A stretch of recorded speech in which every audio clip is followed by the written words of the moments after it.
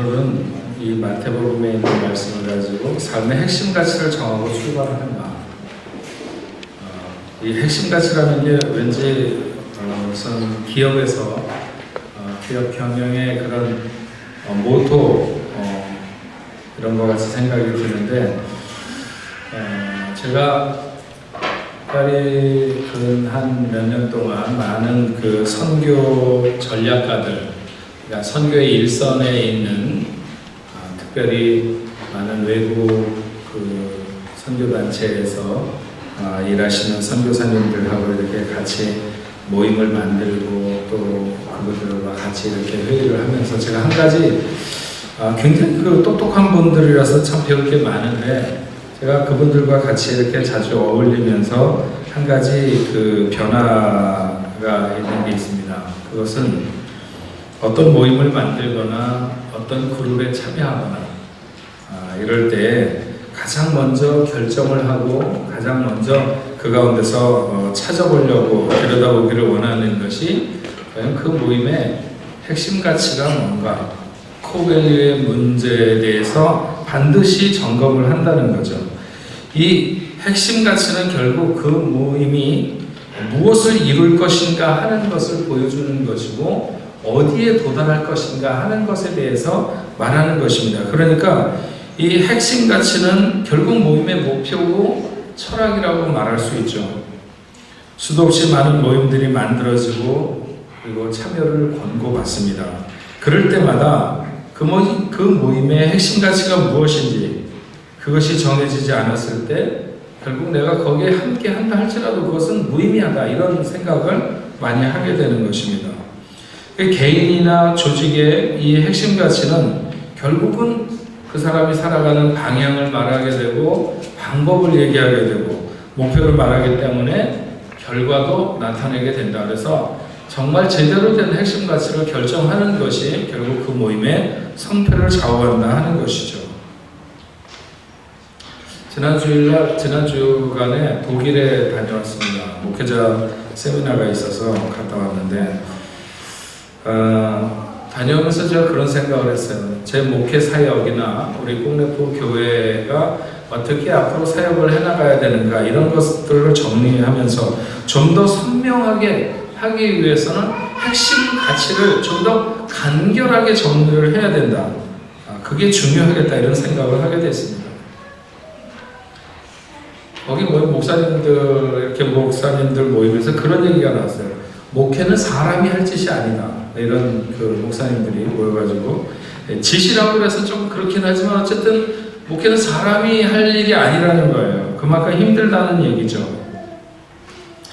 어떤 농부가 밭을 갈고 있었어요. 소를 데리고 밭을 가는데 밭을 거의 다 가러가는데 이 소가 갑자기 멈춰서더니 앞으로 안 나가는 거예요. 그러니까 이 농부가 이 소를 때려보기도 하고 뭐 협박도 하고 달려보기도 하고 다 방법을 써봤는데도 소는 꼼짝도 안 하는 거예요. 난처해진 이 농부가 궁리를 하다가 한 가지 생각이 났어요. 저 아래 동네에서 목회를 하는 목사님이면 해결해 줄 수도 있겠다. 왜냐하면 전능하신 분에게 구하는 분이니까 아마 목사님이 해결을 할 수 있을 거다 이렇게 생각을 하고 목사님을 찾아가서 자초지정을 다 얘기를 하면서 좀 도와주면 좋겠다고 이렇게 얘기를 했어요. 그랬더니 목사님이 농부가 하도 간청을 하니까 할 수 없이 그럼 한번 가보자고 그래서 밭을 왔습니다. 와가지고 소에게 다가간 목사님이 오른쪽 귀에다 대고 뭐라고 소근소근 이렇게 얘기를 했어요. 그랬더니 이 소가 갑자기 그 큰 눈에서 눈물을 뚝뚝 흘리면서 막 이렇게 밭을 갈고 가는 거예요. 그래서 농부가 참 신기하다. 그게 이제 밭을 갈고 가는데 정말 이제 한 구덩이만 딱 하면 되는데 그 앞에 와갖고 이게 또 안 가고 딱 멈춰 서는 거예요. 그래서 또 농부가 가진 방법을 다 하는데도 움직이질 않아요. 그래서 목사님이 했던 것처럼 귀에다 대고 소근소근 이렇게 얘기를 했는데도 역시 꼼짝도 안 하고 있는 거예요. 그래서 할 수 없이 농부가 목사님에게 다시 찾아갔어요. 목사님, 이거 지금 끄트머리만 조금만 더 하면 되는데 이 소가 또 멈춰서 또 안 갑니다. 이거 한 번만 더 도와주시면 좋겠습니다. 목사님이 다시 왔어요.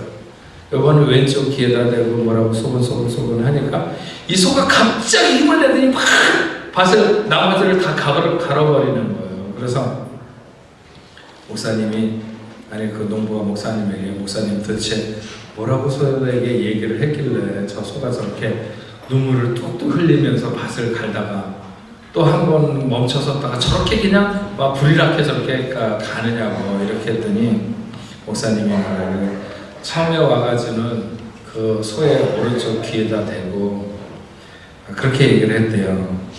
야, 너 목회가 얼마나 힘든 줄 아니? 사람들이 나를 힘들게 하는 것만으로도 내가 죽을 지경이야. 근데 소인 너까지 말을 안 들어서 나를 이렇게 오락가락 해야 되겠니? 좀 나를 봐주면 안 되겠냐? 이렇게 얘기를 했더니 소가 목회가 그렇게 힘든 거구나 이렇게 생각을 하고 눈물을 흘리면서 밭을 갈았다는 거예요. 그러다가 두 번째 와서 왼쪽 귀에다가 얘기한 거는 야, 너 자꾸 이렇게 말을 안 듣는 거 신학교 보낸다. 그랬더니 바로 그냥 밭을 갈아대는 거예요. 어떤 사람이 목회가 너무 쉽지 않으니까 앉아갖고 아마 이런 얘기를 궁리했는지도 모르겠어요. 목회는 사람이 할 일이 아니라는 말이 딱 맞아요. 사람에게 사람의 일을 시켜야 되는데 하나님이 사람에게 하나님의 일을 시킨 것이 목회라는 거죠. 죄성을 가진 인간으로는 이것을 잘하기가 너무 어렵습니다. 육을 가진 자에게 영의 일을 하라고 하는 것이거든요. 기껏해야 70이나 80을 사는 사람에게 영혼의 일을 하라고 맡긴 게 목회의 일이다. 그래도 신학의 꽃은 목회라고 얘기를 해요, 목사님들이. 그리고 목회는 종합적인 예술이다. 그래서 목회는 정말 그 사람의 모든 걸 사용한대요. 예를 들어서 하나님이 저를 목회자로 부르셨으면 제가 살아오는 중에 실패하고 넘어진 거, 좌절한 거, 아픔을 겪은 거, 뭐 이런 모든 것들을 하나도 남김없이 사용하신다는 거예요. 정말 그런 것 같아요. 저는 저희 아버님이 세상을, 제가 여기서 있을 때 어느 날 갑자기 교통사고 나셨다고 그래갖고 막 불어나게 들어갔는데 가는 중에 돌아가셨어요. 정말 아버지 없으면 못 산다고 막 그렇게 몸부림치면서 산 것은 아니지만 그래도 저는 그때 알았어요. 아버지가 돌아가셨다고 하는 걸 막 이렇게 무슨 맨 가슴을 기와로 이렇게 긁는 것 같았어요. 너무. 그래서 내가 그 다음서부터 누가 청년들 가리시는 청년들이 아버지 돌아가셨다고 그러면 말 안 해도 그들의 심정을 알아요. 하나님이 네가 그런 거 알아야 된다. 그래서 가르쳐 줄 것 같기도 하고. 어쨌든 간에 제 생애에 모든 경험된 모든 것들을 다 사용해서 목회자로 쓰게 하신다는 거죠.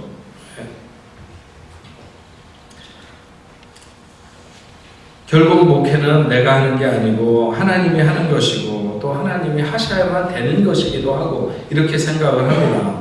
제가 목회에 대한 얘기를 길게 하는 것은 목회라고 하는 것을 간단하게 한마디로 요약해서 얘기하면 예수 믿는 사람들이 예수님의 지상 사역을 계승하는 것을 목회라 한다. 이렇게 정의해야 돼요. 그렇게 보면 모든 성도들의 삶은 목회적인 삶이 돼야 되는 것이 당연하다.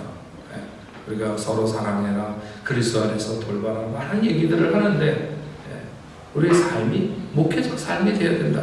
예수 그리스도 예수님의 지상 사역을 계속해서 이어가는 것, 계승하는 것, 이것이 오늘 우리들의 삶이 되어야 된다는 거죠. 요한복음 14장 12절부터 18절의 말씀을 제가 읽어드리겠습니다. 내가 진실로 너희에게 이르노니 나를 믿는 자는 나의 하는 일을 저도 할 것이요 또한 이보다 큰 것도 하리니 이는 내가 아버지께로 감이라. 너희가 내 이름으로 무엇을 구하든지 내가 시행하리니 이는 아버지로 하여금 아들을 인하여 영광을 얻으시게 하려 함이라. 내 이름으로 무엇이든지 내게 구하면 내가 시행하리라. 너희가 나를 사랑하면 나의 계명을 지키리라. 내가 아버지께 구하겠으니 그가 또 다른 보혜사를 너희에게 주사 영원토록 너희와 함께 있게 하시리라. 저는 진리의 영이라 세상이 능히 저를 받지 못하나니 이는 저를 보지도 못하고 너희는 저를 아나니 저는 너희와 함께 거하시며 또 너희 속에 계시겠습니다. 내가 너희를 고아와 같이 버려두지 아니하고 너희에게로 오리라. 예수 그리스도를 하나님의 아들과 자신의 구세주로 고백하는 사람들에게, 그렇게 고백하고 믿는 사람들에게 나를 믿는 자는 내가 하는 일도 그가 할 것이요. 그러니까 우리가 예수를 믿고 예수를 구주로 고백한다면 주님이 하시던 그 일을 우리도 할 것이고 더 큰 일도 하게 되리라고 하는 것이죠. 예수님이 하시던 사역을 계승하는 삶을 살아가는 것, 이것이 성도에 마땅한 삶이라고 하는 것이죠. 누군가가 너는 왜 사냐? 누군가가 우리에게 너는 왜 사느냐고 묻는다면 우리가 간단하게 내 삶을 정의해서 대답해야 되는데, 가장 맞는 대답은 예수님이 하시던 그 일을 내가 하기 위해서 오늘을 살아간다, 이렇게 말해야 되는 것이죠. 그런데 그런 예수님의 사역을 계승하는 삶을 살기 위해서 제가 앞에서 읽어드린 말씀 속에 보면 기도를 통해서 언제나 도움을 구하며 살아가야 된다는 거예요. 기도를 통해서. 지난주에도 기도에 대해서 말씀했는데 기도를 통해서 도움을 구하며 살아가야 된다. 나의 이름으로 무엇이든지 구하라 그리하면 내가 시행하리라. 모든 일의 기도와 간구로 감사함으로 하나님 앞에 간구할 때 예수님께서 나서서 그 이름의 능력을 나타내신다는 거죠.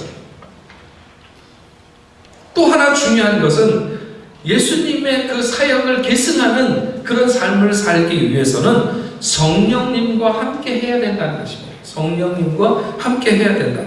내가 아버지께 구하겠으니 그가 또 다른 보혜사를 너희에게 주사 영원토록 너희와 함께 있게 하시리니.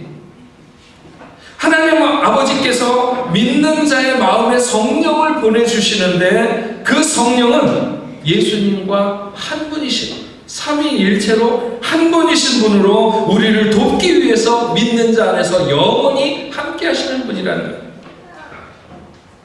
성령님은 예수님과 다른 분이 아니에요. 여러분 중에 혹시 교회를 다닌 지 얼마 안 되면 성령님은 누구시고 예수님은 누구신가 이렇게 생각할 수 있지만 성령님과 예수님은 같은 분이십니다. 한 분이신데 또 다른 돕는 분으로 우리들에게 오신 분이시죠. 예수님이 성령님을 보내주시고 본인은 돌아가신 것은 그 이유는 간단합니다. 예수님이 인간의 몸을 입으시고 성육신화 되셔서 오신 것은 그렇지 않으면 우리를 구원할 수 없기 때문에 인간의 몸을 이 땅에 입으시고 오셨지만, 그분이 성령님을 보내시면서 본인이 돌아가신 이유는 그분은 국지적이고 인간의 한계를 가지신 분으로 그가 예루살렘에 계시면 갈릴리에 계실 수 없고, 그가 베드로와 얘기하시면서 동시에 요한과 얘기를 할 수는 없는 분이신 것이죠. 그분은 배고프고 목마르고 고통을 체험하시는 인간으로서 오셨던 것이죠. 그러나 성령님은 예수님과 동일한 하나님의 본질을 소유하신 분이시지만 그분은 육체가 아니고 영이시기 때문에 언제 어디서나 누구와 함께 하실 수 있대요. 언제 어디서 누구와. 그러면서 믿는 자를 도우시는 것이죠. 그분은 어떤 순간에 우리가 있다 할지라도 고아와 같이 우리를 버려두지 아니하시고, 우리가 예수 그리스도의 사역을 계승하는 그곳에 그분은 늘 함께 하셔서 역사하기를 원하시는 것이죠. 우리가 어디로 가든지 그분과 동행할 수 있어요. 성령의 사람만이 영적인 사역을 할 수 있습니다. 우리가 성령과 함께 행해야 되는 것은 그럴 때만이 우리가 진정으로 하나님의 일을 이룰 수 있다고 하는 것이죠. 우리가 기도와 성령으로 예수님의 사역을 계승할 때 거기에 하나님의 영광이 나타나게 되는 것입니다. 이는 아버지로 하여금 아들을 인하여 영광을 얻으시게 하려 함이라 하는 말씀이 바로 그것이고, 내가 이것을 너희에게 이루면 내 기쁨이 너희 안에 있어 너희 기쁨을 충만하게 하려 함이니라. 요한복음 15장 11절에 말씀했습니다. 기도와 성령의 그런 영적인 능력으로 마귀의 모든 세력을 물리치고 노예를 해방하며 잡힌 자에게 자유롭게 하고 노임을 받은 자를 영적으로 세워주며 그가 하나님 앞에서 많은 영적인 열매를 맺게 될 때 궁극적으로 하나님의 영광이 드러나게 되는 것이고 우리는 기쁨으로 충만한 삶을 살 수 있다는 것입니다. 우리는 어떤 삶을 살아야 되는지, 그리고 어떻게 살아야 되는지, 어떻게 살아야 그런 삶을 살 수 있는지에 대해서 앞에서 들었어요. 예수 그리스도의 남겨진 사역을 계승하는 삶을 살아야 되는 것이고, 그리고 기도와 성령으로 역사할 때 하나님의 영광이 드러난다 하는 것이죠. 이제 우리가 알아야 되는 것은 우리가 그렇게 살아야 되는데, 그러면 예수 그리스도께서 우리에게 남긴 사역이 무엇이냐 하는 것이죠. 네. 그것은 오늘 우리가 읽은 본문 말씀에서 말씀하고 있습니다. 마태복음 4장 23절에서 25절 말씀을 제가 다시 한번 읽어드립니다. 예수께서 온 갈릴리를 두루 다니사 그들을 회당에서 가르치시며 천국 복음을 전파하시고 백성 중에 모든 병과 모든 약한 것을 고치시니 그의 소문이 온 수리아에 퍼진지라. 사람들이 모든 앓는 자, 각종 병에 걸려서 고통당하는 자, 귀신 들린 자, 간질하는 자, 중풍병자들을 데려오니 그들을 고치시더라. 갈릴리와 데가볼리와 예루살렘과 유대와 요단과 건너편에서 수많은 무리가 따르니라. 이 말씀 중에서 23절에 보면 예수께서 온 갈릴리에 두루 다니사 그들의 회당에서 가르치시며 천국 복음을 전파하시고 백성 중에 모든 병과 모든 약한 것을 고치시니, 예수님께서 이 땅에 오셔서 무엇을 하셨느냐고 말하면 그것을 가장 집약적으로 말할 수 있는 게 바로 이 마태복음 4장 23절에서 하고 있는 말씀입니다. 예수님의 사역은 이 한 절로 다 표현될 수 있는 일들을 예수님이 하셨습니다. 예수님의 사역을 세 가지로 구분할 수 있는, 첫째는 전도하는 사역. 이것은 다른 말로 말하면 구원 사역이죠. 구원 사역, 셀베이션. 구원 사역. 내가 곧 길이요 진리요 생명이니 나로 말미암지 않고는 아버지께로 올 자가 없다고 선언하시는, 내가 곧 생명의 떡이고 나를 먹어야 영원히 살리라고 말씀하시는 하나님 나라의 복음을 선포하는 것입니다. 회개하라, 천국이 가까웠느니라. 누구든지 회개하고 예수 믿으면 값없이 구원을 얻으리라 하는 이 만백성에게 이 복음 선포를 통한 구원을 이루는 것이 바로 예수님의 첫 번째 사역이었고, 두 번째로는 가르치는 사역입니다. 왜 가르치냐? 가르침을 통해서 성화되도록, 성화 사역이라고 이렇게 얘기를 합니다. 성화 사역. 하나님의 말씀을 가르쳐서 구원받은 사람이 성장하고 성숙하고 변화돼서 점점 더 거룩하게 되어 가도록 하는 거죠. 그래서 어떻게 말씀과 더불어 함께 살아갈 수 있는지, 어떻게 기도하는 삶을 살아갈 것인지, 가르치는 사역. 주님이 회당에서 가르치셨다고 했어요. 그리고 세 번째가 치유하는 사역입니다. 치유. 회복 사역이죠. 모든 질병과 약한 것을 치유하고 회복해 하시는, 그것이 영적이든지 육체적이든지 정신적이나 정서적이나 윤리적이나 사회적이나 문화적이나 그 어떤 면에서든지 간에 모든 질고에서 자유와 해방을 선언하시고 회복해 하시는 사역. 수많은 병자들을 고치신 것, 귀신 들린 자, 마음에 절망한 자, 삐뚤어진 자, 잘못 살아가고 있는 자, 이런 사람들에게 회복을 주시는 사역. 이 세 가지, 예수님의 이 세 가지 사역은 주님이 우리에게 맡기신 사역이시기도 할 뿐만 아니라 또한 교회의 가장 핵심적인 가치죠. 교회가 뭐 하는 곳이냐? 우리 교회는 무엇을 하려고 하는가? 우리 교회는 어떤 교회가 되려고 하는가? 이 세 가지 하려고 하는 것입니다. 이 세 가지를 하는 것이 교회이어야 마땅한 것입니다. 우리 뽕면포 교회는 성숙을 위한 가르침, 회복을 위한 치료. 네. 이거 항상 기억해야 됩니다. 우리 교회 모든 성도들은 우리 교회가 내가 왜 교회를 왜 다니느냐, 우리 교회는 뭐 하는 곳이냐 이렇게 얘기한다면 바로 이 세 가지를 얘기하면 가장 핵심적인 것을 말한다고 말할 수 있습니다. 구원을 위한 선포, 성숙을 위한 가르침, 성화되어가는 그리고 회복을 위해서 치유하는 사역. 이게 교회가 존재하는, 교회가 가장 선명하게 나타내야 되는 사역의 핵심의 엑기스. 구원을 위한 선포.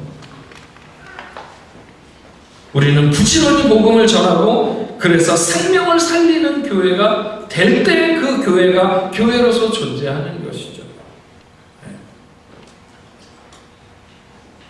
여러분, 흩어지셨다가 일주일 만에 다시 모일 때 그 사이에 여러분들이 어디에선가 정말 복음을 선포해서 죽어가는 자에게 이 예수의 이 사역을 계승하는 삶을 살지 않는다면 오늘 우리는 본질에서 빗나가 있는, 그냥 돈 아무리 열심히 벌려고 노력했어도, 아니면 공부 아무리 정말 머리를 싸매고 공부를 했어도 어쩌면 우리는 가장 본질적으로 내가 살아야 되는 삶의 가장 중요한 요소를 놓치고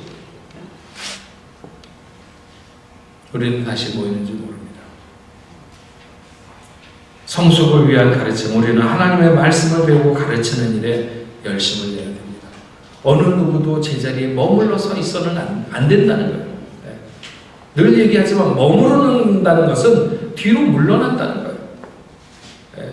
물속의 물고기는 그 물에 머무르기 위해서는 계속해서 꼬리를 치면서 부단히 올라가는 작용을 할 때 자기의 영역 속에 지키고 있을 수 있는 거지, 그렇지 않고 난 가만히 있을 거야. 가만히 있는 건 떠내려가는 거예요.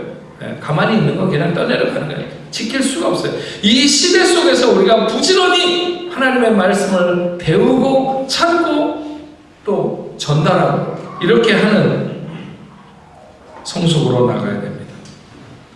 회복을 위한 치료, 우리는 돌아보고 연약한 자들을 치유하며 잘못된 것을 되돌려놓는 이런 회복을 이루어야 되는 것입니다.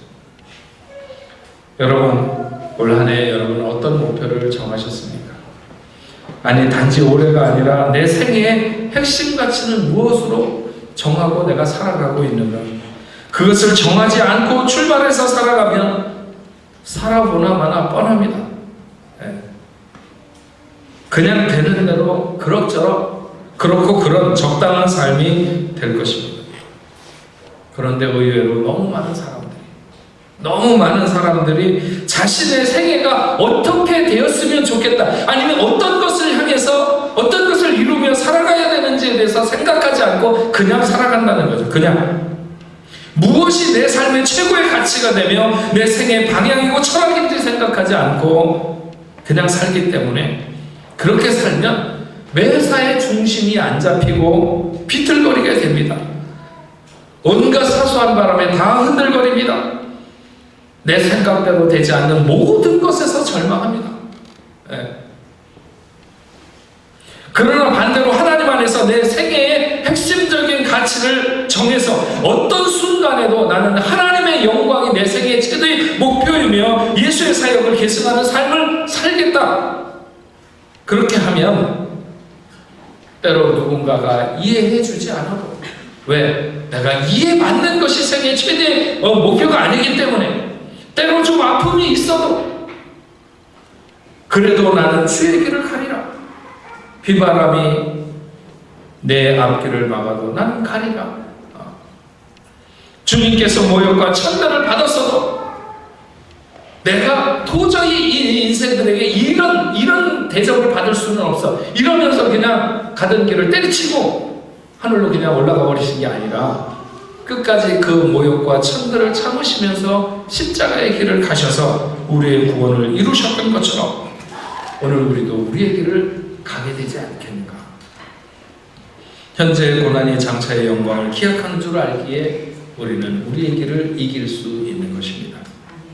그러나 모든 환경을 이겨낼 만한 그런 순결한 핵심적인 거룩한 가치를 갖고 있지 못하면 오가며 만나는 모든 어려움이 다 불평이 될 것이고 원망이고 짜증이 될 수밖에 없는 것입니다.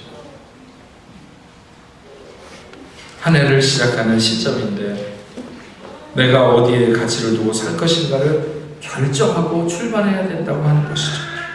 부질없는 세상의 것에 목표를 두거나 가치를 삼는다면 그것은 이로나 마나일 것입니다.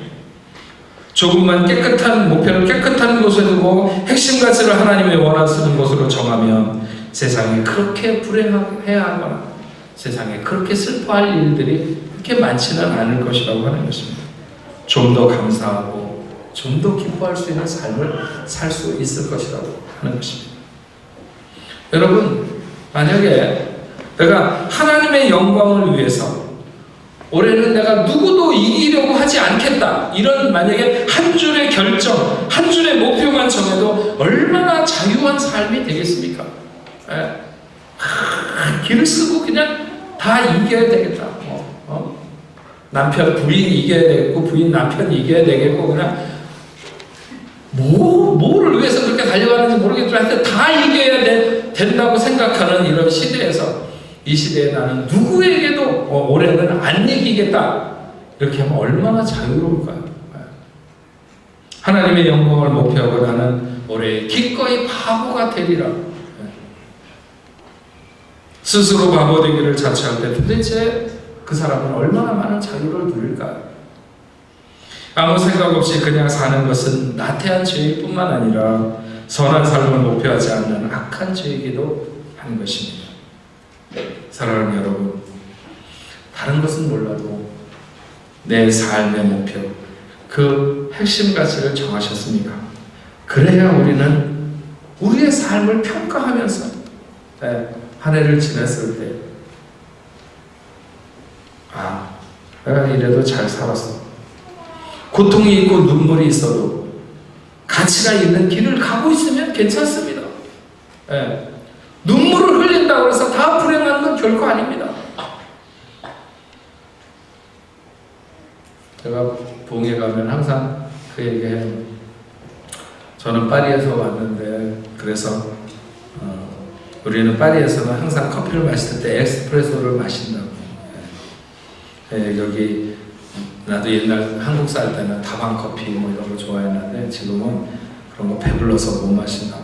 실제로 그래요. 뭐 아메리칸 뭐 이렇게 스타일의 커피는 너무 많고 배가 불러서 못 마시는 거예요. 그러니까 에스프레소를 늘 마시는데 에스프레소를 마실 때 설탕 없이 마시는 사람이 고독을 아는 사람이라고 그런다는데 아십니까? 설탕을 1개 넣고 마시는 사람은 낭만을 알고 설탕 2개를 넣고 마시는 사람은 사랑을 아는 사람이에요. 설탕 3개를 넣고 마시는 사람은 쥐뿔도 모르면서 설탕 맛에 커피 마시는 사람이에요. 예수 믿는데도 맛이라는 것이 있다. 예수 믿는 사람의 맛이 있어요. 눈물을 흘려도 오늘 씨를 뿌리러 나가는 그 하나님의 사람들, 내 삶의 여정이 정말 가시밭길 같아도 그래도 그 길을 갈 만한 충분한 이유가 내 안에 있기 때문에 고통을 이기고 가는, 그러나 아무런 문제가 없는 것 같아도 충분히 잘못된 길로 가고 있는 갈 수 있으며 실제로는 삶에 별 문제 없는 것인데도 불구하고 늘 불평하며 불만하며 살아갈 수도 있다는 거예요. 이런 모든 일들이 어디에서 결정되느냐? 결국 내 목표가 안 정해져 있기 때문에 하나님 안에서 내가 살아가야 될 선한 가치가 있는 그런 목표가 안 정해졌을 때는 이런 일들이 일어난다는 거죠.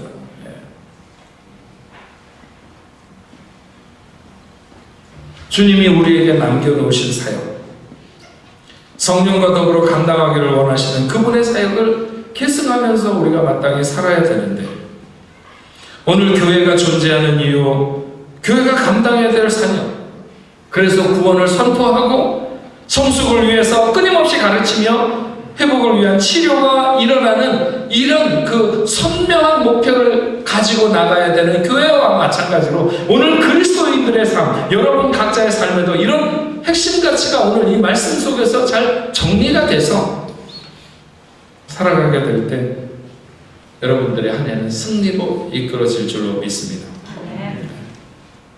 교회가 무엇인가 대답할 수 있다면 나는 왜 사는가도 대답할 수 있다고 생각합니다.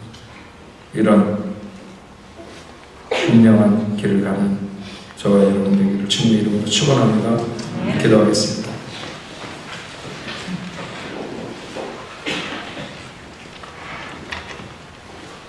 하나님 감사합니다.